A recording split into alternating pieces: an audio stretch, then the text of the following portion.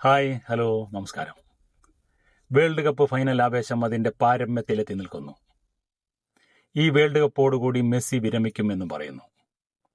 മെസ്സിയുടെ 10ാം നമ്പറിന്, ആ മാസ്മരിക നമ്പറിന് പുതിയ അവകാശി ആര്? ഒരു കാര്യം ഓർക്കുകയാണ്, റൊണാൾഡീഞ്ഞോ ബാഴ്സലോണയിൽ നിന്നും പിരിയുന്ന സമയത്ത് തൻ്റെ 10ാം നമ്പർ മെസ്സിക്ക് കൈമാറി.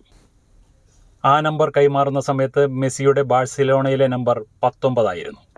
ഇന്ന് വേൾഡ് കപ്പിൽ 19ാം നമ്പറിൽ കളിക്കുന്നത് ലാമിൻ യമാലാണ്. ഇന്ന് എല്ലാ കണ്ണുകളും മെസ്സിയിലേക്കും യമാലിലേക്കുമാണ്. സ്പെയിനുമായും ബാഴ്സലോണയുമായും വളരെ അടുത്ത ബന്ധമാണ് സ്പാനിഷ് ഭാഷ സംസാരിക്കുന്ന അർജന്റീനയ്ക്കും മെസ്സിക്കുമുള്ളത്.